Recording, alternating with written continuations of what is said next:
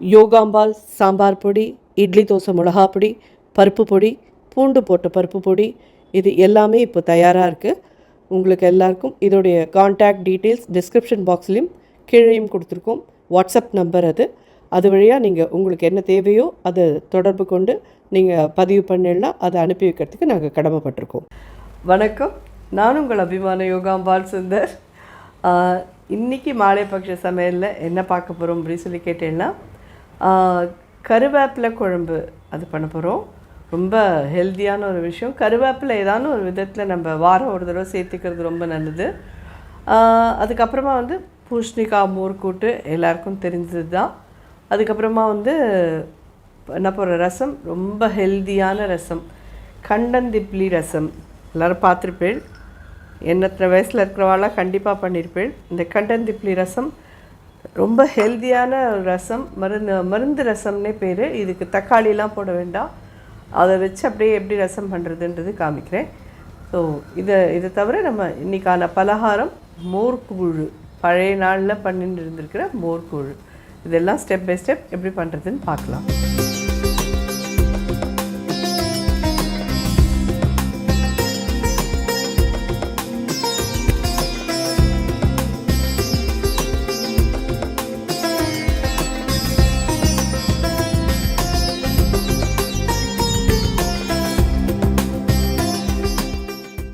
இப்போ முதல்ல கருவேப்பிலை குழம்புக்கு வேணுங்கிறது வறுத்து எடுத்துக்கலாம், ரசத்துக்கு வேணுங்கிறது வறுத்து எடுத்துடலாம். அதுக்கப்புறமா பாக்கி ப்ரொசீஜர் பார்க்கலாம். ஜென்ரலாக கேட்டேன்னா கருவேப்பிலை குழம்புக்கும் மிளகு குழம்புக்கும் என்ன வித்தியாசம் அப்படின்னு சொல்லி கேட்டேன்னா, மிளகு குழம்புல மிளகோட டாமினேட்டிங் ஜாஸ்தியாக இருக்கும். மிளகாவத்தல் ஒன்று தான் போடுவோம். கருவேப்பிலை குழம்புல கருவேப்பிலையோட இதுதான் டாமினேட்டிங்காக இருக்கணும். மிளகாவத்தல் தான் அதில் நிறையா போடுவோம். மிளகு கொஞ்சமாக பேருக்கு ஒரு சின்னதாக ஒரு 5-6 பெப்பர்கார்ன்ஸ் போட்டேன்னா போதும். ஒரு 2 டீஸ்பூன் துவரம்பருப்பு போட்டிருக்கேன். நான் ஃபஸ்ட்டு இதை எதுக்கு வறுத்துக்கிறேன்னு சொல்லிடுறேன். இது ரசத்துக்கு உண்டானது. இது ட்ரை ரோஸ்ட் பண்ணணும். அதனால் அதுக்கு எண்ணெய் விடணும். இல்லை, இது ட்ரை ரோஸ்ட் முன்னாடி பண்ணி எடுத்துடலாம். கண்டந்திப்ளி ஒரு 3-4 குச்சி போட்டுக்கோங்க. மிளகாவத்தல் 2 போடுறேன்.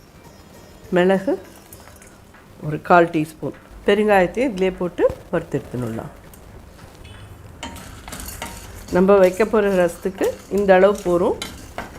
இதுலேயும் ஒரு 6 கருவேப்பிலையும் போட்டு வறுத்துடலாம். இந்த பருப்பெல்லாம் செவர்ந்து நல்ல வாசனை வரணும். அதுதான் அதோட இது. அடுப்பை அணைச்சிடுறேன். ஒரு டீஸ்பூன் ஜீரகம் வைக்கிறேன். இது எல்லாத்தையும் ட்ரையாக ரோஸ்ட் பண்ணிட்டோம். ட்ரையாக பவுடர் பண்ணின்னு ரசத்தில் போட்டு பண்ண போகிறோம். அவ்வளோதான். ஸோ இது ரெடி ஆகிடுட்டு அடுத்த ஐட்டம் பார்க்கலாம். நெக்ஸ்ட் நம்ம கருவேப்பிலை குழம்புக்கு ரெடி பண்ணிக்கலாம். நல்லெண்ணெய் ஒரு சின்ன டீஸ்பூன், 1/2 டீஸ்பூன் விட்டுலாம் கூட போதும். 2 சின்ன டீஸ்பூன் துவரம்பருப்பு, 1/2 ஸ்பூன் உளுத்தம்பருப்பு, மிளகு 1/4 ஸ்பூன் கிட்டே போடுங்க போகிறோம். 4-5 மிளகாவத்தல் போடுங்க. கருவேப்பிலை இது மாதிரி க்ளீன் பண்ணி வச்சுக்கோங்க.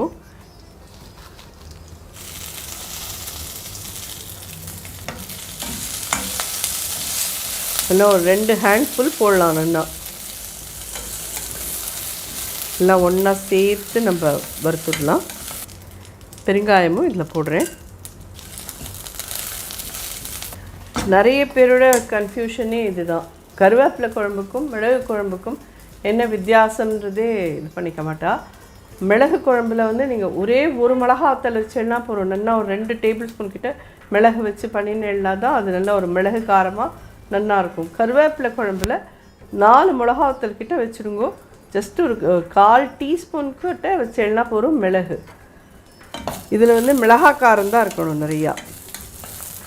அதுமாரி கருவேப்பிலை இன்னும் நான் 2 ஹேண்ட்ஃபுல் தான் போட்டிருக்கேன். இன்னும் கூட போடலாம் நீங்கள். இது ஆக்சுவலி இந்த 10 பார்க்குறவாளுக்கோசரம்லாம் நான் சொல்கிறேன். எங்கள் அம்மாலாம் அதை என்ன பண்ணுவான்னா, ஜஸ்ட் அப்படியே நல்லா கொதிக்க விட்டு இறக்கி எடுத்துட்டு அதுக்கப்புறமா அதில் உப்பு போட்டு நல்லா கலந்து எடுத்து வச்சுருவா. அதுக்கப்புறமா அதாவது இந்த மாலைப்பக்ஷ நாளில் பண்ண மாட்டா, ரெகுலர் டேஸில் இதை யூஸ் பண்ணிப்பா. இந்த மாதிரி மாலைப்பக்ஷ போதெல்லாம் அப்படியே தினம் சமைச்சு தான் அவளை சாப்பிட்டு பார்ப்பான். இந்த வயசுக்கும் அம்மா தனியாக அத்தனையும் பண்ணுறது பெரிய விஷயந்தான். நாங்கள் யார் தொட்டாலும் சாப்பிட மாட்டோம். நான் எங்களோட மடியெலாம் எங்கள் அம்மாவுக்கு போகவே போகாது. நாங்கள்லாம் அம்மாடின்னுடுவா. ஸோ இது ரெடி ஆகிடுது. நல்லா ஆற விட்டு இந்த நல்லா வழுமுனாக அரைச்சின்னு வந்துடலாம். இதுக்கு வந்து நல்லா ஒரு பெரிய எலும்பிச்சம்பழம் அளவுக்கு புளி நனைச்சி வச்சுருக்கேன், கரைச்சும் வச்சுருக்கேன் ரெடியாக. இதை விட்டு இதை பண்ணலாம். ஸோ இதை அரைச்சின்னு வந்தாச்சு. ஒரு 4 ஸ்பூன் நல்லெண்ணெய் விட்டுருக்கேன், 1/2 ஸ்பூன் கடுகு, 1/4 ஸ்பூன் ஜீரகம், 1/4 ஸ்பூன் மஞ்சப்பொடி, கரைச்சி வச்சுருக்கு புளி ஜலத்தை இதில் விட்டுடலாம்.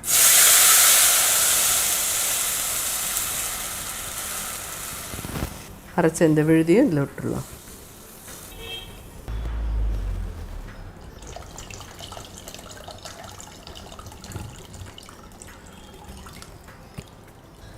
புளி அளவு பார்த்தீங்கன்னா உங்களுக்கே தெரியும். பெரிய எலுமிச்சம்பழம் அளவுக்கு எடுத்துருந்தேன், அவ்வளோதான். அது நல்லா சக்கையாக இது பண்ணி எடுத்ததில் இவ்வளோ உண்டாயிடுது. நல்லா கொதிக்கட்டு வந்து தேவையான அளவு உப்பு, ஒரு 3/4 டீஸ்பூன் போடுறேன், ஒரு சின்ன பிஞ்ச் வெல்லம்,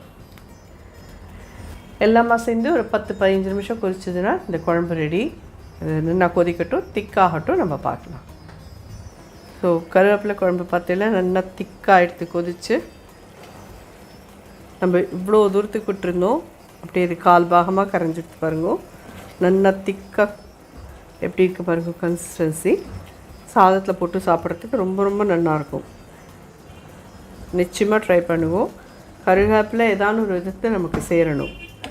அடுப்பை அணைச்சிட்டேன். அடுத்த ஐட்டம் பார்க்கலாம். ஸோ கண்டந்தி புளி ரசத்துக்கு புளி வந்து ஒரு பெரிய நெல்லிக்காய் சைஸ் எடுத்து கடைச்சி விட்டுருக்கேன். அவ்வளோதான், வெறும் புளி மட்டும்தான் இதுக்கு. இந்த பவுடர் நம்ம வறுத்தோம் இல்லையா, இந்த பவுடர் இது நல்லா கொஞ்சம் கரக்கரன்னு இதை பொடி பண்ணிக்கோங்க. ரொம்ப ஃபைன் பவுடராக வேண்டாம். ஒன் மோர் திங் நான் இதில் சொல்ல மறந்து போயிட்டேன், உங்களுக்கு காமிக்கவும் மறந்து போயிட்டேன். நான் அதுக்கப்புறமா போட்டுட்டேன். என்னென்னு கேட்டீங்கன்னா, தனியா 1 ஸ்பூன் போட்டு அதோட சேர்த்து வறுத்துருங்க. துவரம் பருப்பு வறுக்கிறதையே தனியாவும் 1 ஸ்பூன் போட்டுக்கோங்க. நான் மறந்து போயிட்டேன் சொல்கிறதுக்கு, காமிக்கிறதுக்கு ரெண்டுமே. நான் அதுக்கப்புறம் தனியாக வறுத்து இதில் ஆட் பண்ணிட்டுருக்கேன். துவரம் பருப்பு, தனியா, மிளகா வத்தல், கண்டந்தி புளி, கருவேப்பிலை, மிளகு எல்லாமே சேர்த்து தான் வறுக்கணும். இது அது மாதிரி வறுத்து பொடி பண்ணியாச்சு. இது கொதிக்கிறது. ஃபஸ்ட்டு தேவையான உப்பு 3/4 டீஸ்பூன் போடுறேன், மஞ்சப்பொடி 1/4 டீஸ்பூன் போட்டிருக்கேன். இது எல்லாமே சேர்ந்து ரொம்ப நாளைக்கு கொதிக்கணும்னு அவசியம் இல்லை. ஜஸ்ட் புளி வாசனை போகிறதுக்கோசரம் ஒரு 5 மினிட்ஸ் கொதிக்கட்டும். கொதிச்சது இந்த பவுடரை போட்டுட்டு அதோட கூட ஒரு 2-3 மினிட்ஸ் கொதிச்சதுன்னா இந்த கண்டந்தி புளியில் இருக்கிற எசன்ஸ் எல்லாம் இந்த ரசத்தில் இறக்கும். ஸோ இது கொதிக்கட்டும், பார்க்கலாம். நல்லா கொதிச்சுட்டு ஸ்டேஜில் வறுத்து வச்சுருப்போம் இல்லையா, இந்த பொடி இதில் போட்டுடலாம். இது இந்த ரசத்துக்கு தேவையான அளவு தான் பண்ணினோம். இதை அப்படியே போட்டோம்.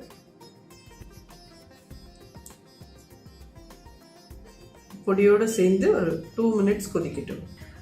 ஏன்னா அந்த கண்டந்தி புளியோட எசன்ஸ், மிளகு ஜீரகத்தோட எசன்ஸ், எல்லாம் கருவேப்பிலையோடது, பெருங்காயம் நம்ம இதில் வறுத்து பொடி பண்ணி போட்டிருக்கோம், எல்லாமே அதில் மிக்ஸ் ஆகிறதுக்கோசரம் ஒரு 2-3 மினிட்ஸ் இதை நல்லா கொதிக்க விடுறோம். அப்புறம் எவ்வளோ ரசம் வேணுமோ அவ்வளோ விளாவிக்கலாம்.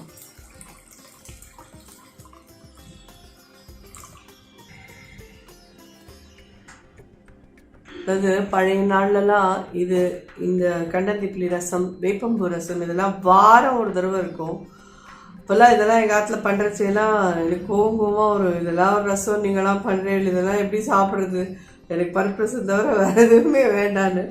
ஆனால் இதோட அருமையெல்லாம் தெரிஞ்சிட்டதுக்கு அப்புறமா நமக்கு வந்து இப்போது அந்த மாதிரி ரசம் பண்ணி கொடுக்குறதுக்கு நம்மளே தானே பண்ணிக்க முடியுமா இருக்குது, யாரும் நமக்கு பண்ணி கொடுக்குறதுக்கு இல்லையே அப்படின்ற மாதிரி ஏக்கமாக இருக்குது. ஏன்னா அம்மாலாம் பண்ணுறச்சு அப்படி ஒரு வாசனையாக அப்படி ஒரு இதுவாக இருக்கும். ஆனால் என்ன ஒரு ஸ்லைட்டு ஒரு பிட்டர் இருக்கும் அந்த இதில். அது வந்து அந்த சின்ன வயசில் பிடிக்காது இல்லையா, அது வந்து நேச்சுரலி அது பிடிக்காத ஒரு சமாச்சாரம். இப்போ வந்து அதுவும் ஒரு சுவை அப்படின்னு தெரிஞ்சதுனால ரொம்ப பிடிக்கிறது. இதில் அவ்வளோ மெடிசினல் வேல்யூ இருக்குது. ஜாயிண்ட் பெயின்ஸு, ஜுரம் அடித்த வாளுக்கு, வயர், அது எல்லா இதுக்குமே இந்த கண்டந்தி புளி வந்து உங்களுக்கு ஒரு என்ன சொல்கிறது, அருமருந்து அப்படின்னே சொல்லலாம். இது புள்ள பெத்த குழந்தைகளுக்கு கூட நீங்கள் மிளகா வத்தல் இல்லாமல் வெறுமை மிளகு மட்டும் வச்சு இந்த ரசத்தை பண்ணி போடலாம் தாராளமாக. அவ்வளோ நல்லது அவளுக்கெல்லாம். அவளோட பால் வழியாக அந்த குழந்தைக்கு போகும். குழந்தைக்கும் ரொம்ப நல்லது இது. என்ன அது மாதிரி நுரைச்சி வந்துடுச்சுன்னா போதும். கட்டி காமிச்சிடுறேன்.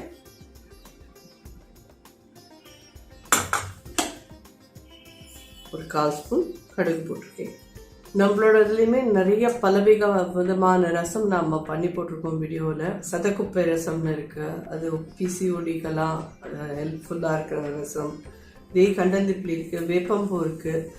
ரசமே ஒரு 15 வெரைட்டிஸ், ஒரு 20 வெரைட்டிஸ் ஆஃப் ரசம் நம்ம பண்ணி போட்டிருக்கோம். நீங்கள் பார்த்தீங்கன்னா உங்களுக்கு இது மாதிரி நான் தனியாக உங்களுக்கு பண்ணி கொடுக்கணும்னு அவசியமே இல்லை. மாங்காய் இஞ்சி ரசம், நெல்லிக்காய் ரசம், வெந்தய ரசம், ஓம ரசம், விதமாக ரசம் பண்ணியிருக்கோம் நம்ம.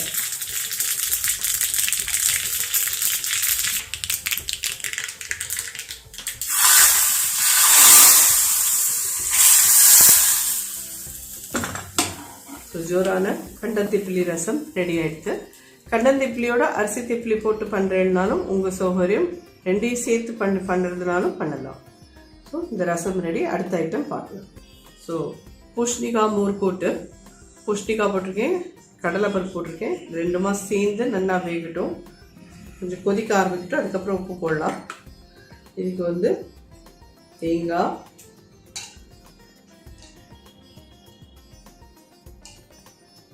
ஒரு 4 ஸ்பூன் கிட்ட வேணும். ஒரு பச்சை மிளகாய் போடுறேன். ஒரு 1/2 டீஸ்பூன் ஜீரகம். இது நீங்கள் தண்ணியை விட்டு அரைக்கிறதுக்கு பதிலாக தயிரை விட்டே அரைச்சிட்டு போகுது. ஒரு 3 டீஸ்பூன் விட்டுருக்கேன், அவ்வளோதான். கொஞ்சமாக ஒரே ஒரு ஸ்பூன் விட்டுருக்கேன், அவ்வளோதான். இதை அப்படியே நல்லா அரைச்சிடலாம். இது வேகட்டும். 1/4 டீஸ்பூன் உப்பு போடுறேன். ஏன்னா பூஷ்ணிக்காயெலாம் ரொம்ப உப்பு தாங்காது, பார்த்து போட்டுக்கோங்க. ஸோ இது நல்லா கொதிச்சுன்னு இருக்கு, வேகட்டும். அதுக்குள்ளே நம்ம மோர்கூழ் இருக்குது. அரிசி மாவு ஒரு கப்பு தயிர், புளிச்ச தயிராக இருக்கட்டும். இது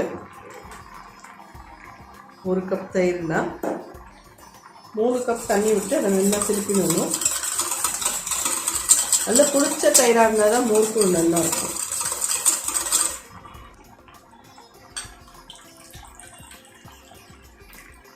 இது 2 3 இதில் இந்த அரிசி மாவையும் ஆட் பண்ணிடணும். மோர்கூழுக்கு தேவையான உப்பையும் இதில் போட்டுடணும். நம்ம மோர் மிளகா போட போகிறோம், அதில் உப்பு இருக்கும். அதனால் நீங்கள் இதில் பார்த்து போட்டுக்கோங்க. நான் இதில் ஒரு 1/2 டீஸ்பூன் தான் போட்டிருக்கேன். கட்டி இல்லாமல் நல்லா கரைச்சி வச்சுக்கணும். மோர்கூழ் மோர் மிளகாயோட மட்டும்தான் பண்ண முடியுமான்னு கேட்டீங்கன்னா இல்லை, நீங்கள் வரமிளகா போட்டு பண்ணுறேன்னாலும் பண்ணிக்கோங்க. வரமிளகாயும் மோர் மிளகாயும் மிக்ஸ் பண்ணி பண்ணுறேன்னாலும் பண்ணிக்கலாம். இல்லை வெறும் பச்சை மிளகா மட்டும் போட்டு பண்ணிக்கிறேன்னாலும் பண்ணிக்கலாம். உங்கள் சௌகரியம், உங்கள் டேஸ்ட் உங்களுக்கு எப்படி பிடிக்குமோ அது மாதிரி நீங்கள் பண்ணிக்கலாம். இது நல்லா கரைச்சி வச்சுட்டோம். இது அப்படி சைடில் இருக்கட்டும்.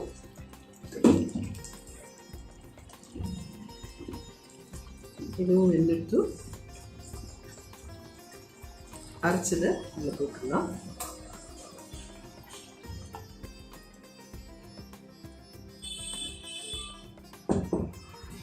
கருவேப்பிலை, இந்த கருவேப்பிலை ஏதாவது இந்த கருவேப்பிலை குழம்புக்கெல்லாம் கொஞ்சம் தொட்டுன்னு சாப்பிட்றதுக்கு இந்த மாதிரி பிளாண்டாக கொஞ்சம் மோர் கூட்டு மாதிரி இருக்கிறது ரொம்ப காம்பினேஷன் நல்லாயிருக்கும். அதனால தான் நம்ம இதை பண்ணினோம். இறக்கி வச்சுக்கிறேன். தேங்காய் எண்ணெய் 1/2 டீஸ்பூன் கிட்ட விட்டுருக்கேன். 1/4 டீஸ்பூன் கடுகு, உளுத்தம்பருப்பு 1 டீஸ்பூன்.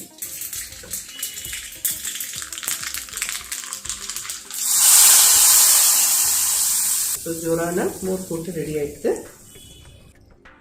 அடுத்த ஐட்டம் பார்க்கலாம். ஸோ நம்ம சோஃபால் ஓல்ட் டிஷ், ஆனால் ரொம்ப டேஸ்டியான டிஷ். நிறைய பேருக்கு என்னுடைய வயசில் இருக்கிறவா எல்லாருக்கும் ஃபேவரட் டிஷ் மோர்கூழ். இப்படி பண்ணுறதுன்னு பார்க்கலாம். இதில் ஒரு எவ்வளோ நல்லெண்ணெய் விட்டுருக்கேன்னு கேட்டீங்கன்னா ஒரு 4 டேபிள் ஸ்பூன் கிட்ட நல்லெண்ணெய் விட்டுருக்கேன். அவ்வளோ. ஆர் நீங்கள் தேங்காய் எண்ணெய், நான் முன்னாடி வீடியோவில் பார்த்தீங்கன்னா நான் தேங்காய் எண்ணெய் விட்டு பண்ணியிருப்பேன்.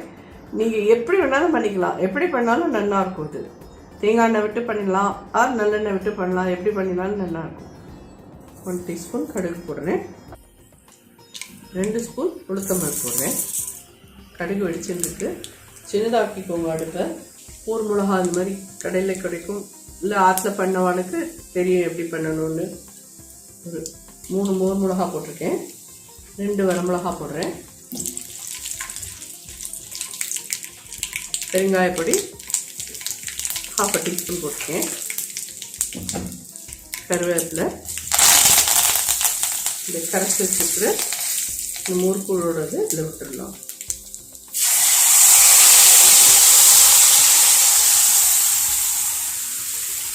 அடுப்பு சின்னதாக வச்சுக்கோங்க இனிஷியலி.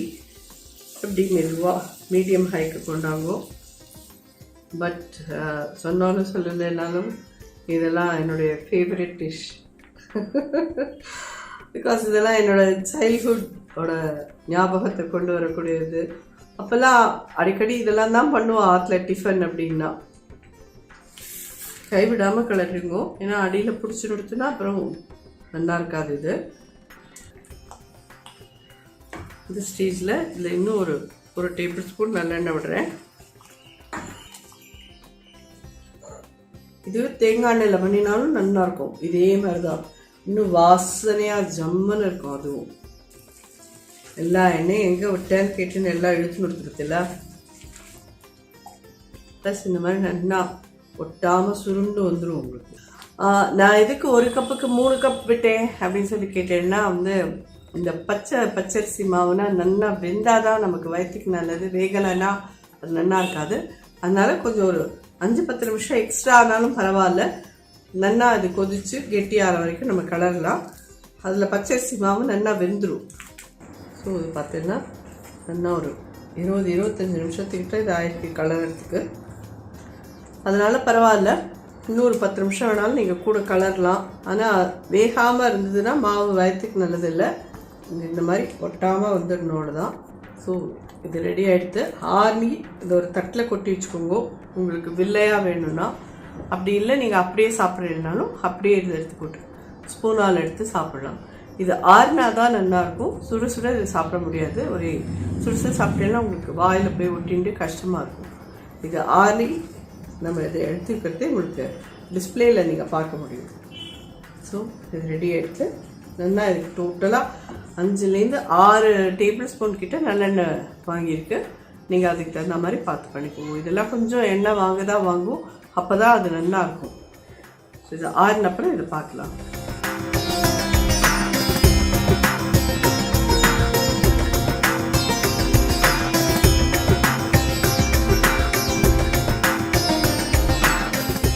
இந்த எபிசோடு எல்லாருக்கும் உபயோகமாக இருக்கும்னு நினைக்கிறேன்.